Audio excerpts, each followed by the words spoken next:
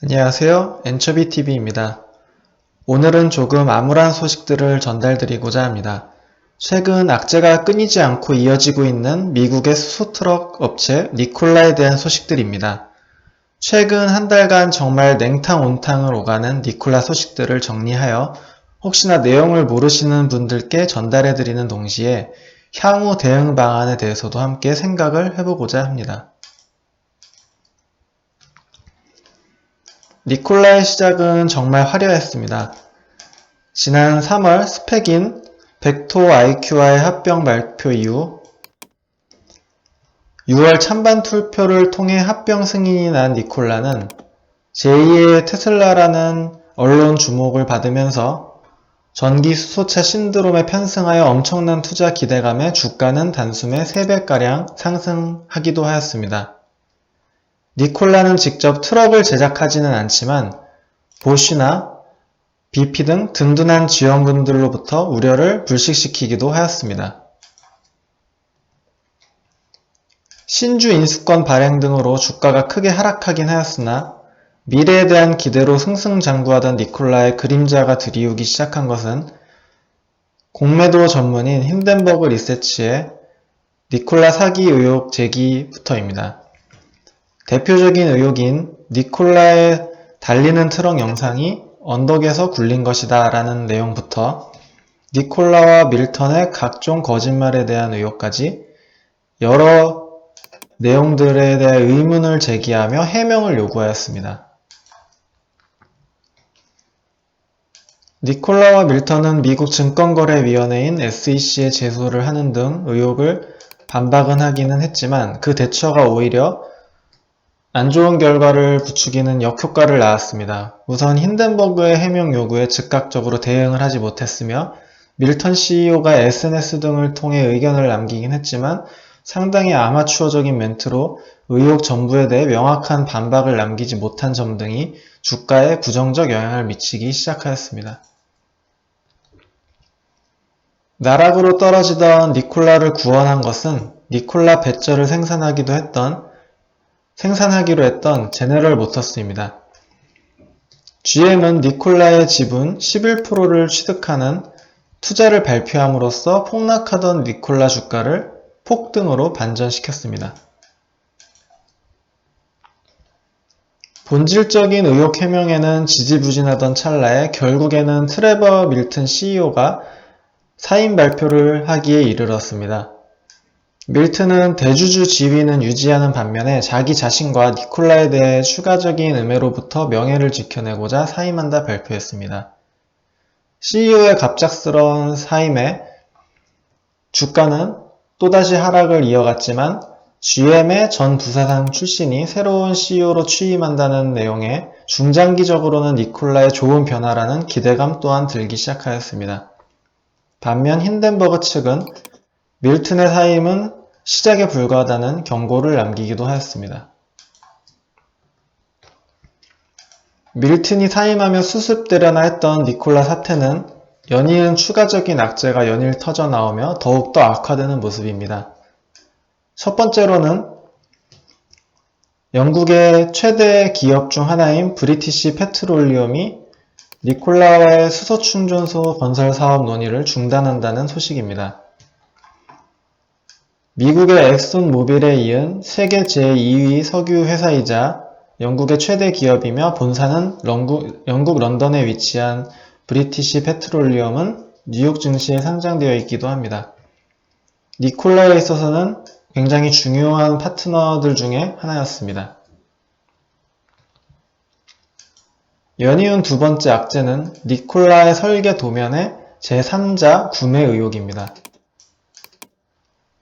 지난 26일 파이낸셜 타임스가 보도한 내용으로 현재 테슬라와의 20억 달러 규모의 특허 소송 진행 중인 니콜라 원의 설계 도면이 당초 주장했던 대로 밀튼이 설계한 것이 아닌 2015년 크로아티아에서의 전기차 기업 리막 방문 시 디자이너 아드리아노 무두리로부터 수천 달러에 구매했다는 의혹입니다.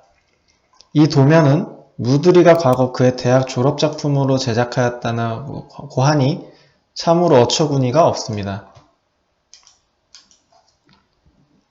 얼마나 유사하길래 의혹이 제기되었는지 직접 비교하여 보여드리겠습니다.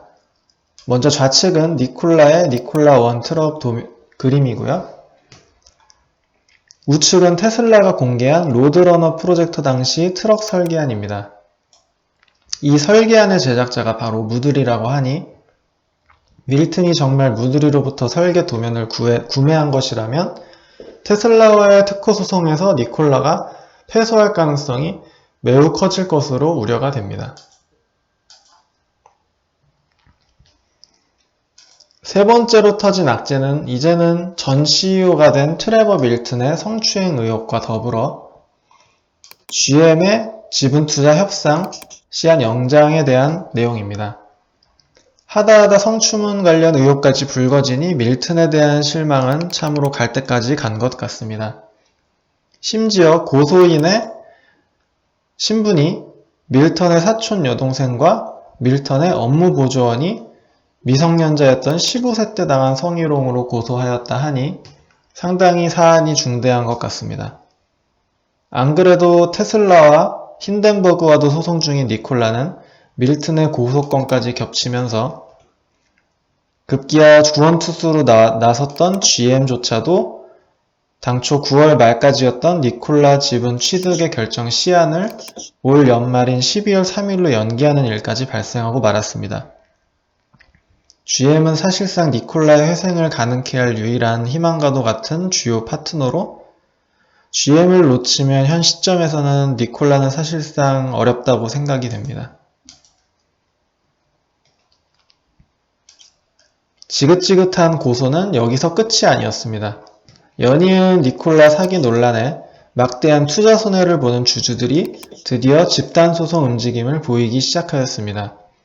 이미 9월 중순 2건의 소장이 제출된 상태이며 최근 법률사무소 등을 중심으로 집단소송에 참여할 투자자를 모집한다는 소문입니다. 니콜라가 앞으로 이 많은 소송건들을 어떻게 해결할지가 굉장히 우려가 됩니다. 마지막 5번째 악재도 상당히 우려스러운 내용입니다. 전기차 기업들은 신차나 기술 발표 등에 있어 대대적인 행사를 통해 홍보하는 것이 최근 트렌드입니다. 테슬라의 배터리데이가 대표적이며 중국의 니오도 니오데이를, 아직 합병되지 않은 카누조차 스케이트보드데이라는 행사를 통해 투자자들을 만나고 있습니다. 니콜라도 제2의 테슬라라는 이름에 맞게 지난 8월 실적 발표 당시 연말 니콜라 월드 이벤트를 개최 예고한 바 있습니다. 그러나 이제는 이조차도 거짓이 되고 말았는데요. 비록 코로나19 사태라는 좋은 핑곗거리를 대었지만 앞서 말씀드렸던 각 기업들의 이벤트가 코로나에도 불구하고 성황리에 열리고 있다는 점에서 이는 핑계로 뿐이 생각될 수밖에 없습니다. 니콜라는 이 행사 티켓에 대해서 환불을 진행 중에 있습니다. 니콜라의 악재가 한국에 미치는 영향들에는 어떤 점들이 있을까요? 우선은 워낙에 언론에 크게 보도되어 많은 분들이 알고 있는 하나의 니콜라 투자 소식이 있겠습니다. 하나는 초창기 니콜라 투자의 특수관계인 제의로 참여하여 현재 이런 주가 폭락 사태에도 11월까지 락업이 걸려있는 보호예수로 묶여있어 매도가 불가하다고 알려지고 있습니다. 물론 하나는 니콜라의 주식을 주당 4.5달러에 매수하여 아직도 여전히 큰 수익 구간이긴 합니다.